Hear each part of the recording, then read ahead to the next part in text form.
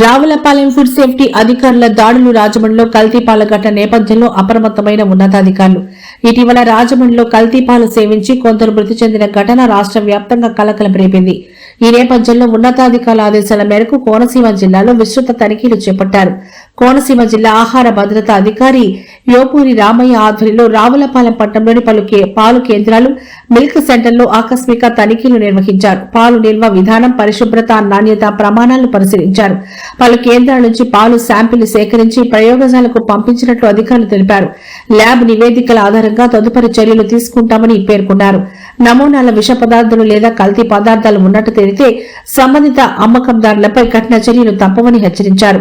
ప్రజలు నాణ్యమైన పాలను మాత్రమే వినియోగించాలని, అనుమానాస్పద పరిస్థితులు గమనిస్తే వెంటనే అధికారులకు సమాచారం ఇవ్వాలని ఆహార భద్రతా అధికారులు సూచించారు. ఇటీవల ఘటనల నేపథ్యంలో జిల్లాలోని అన్ని మండలాల్లో తనిఖీలు కొనసాగుతున్నట్టు తెలిపారు.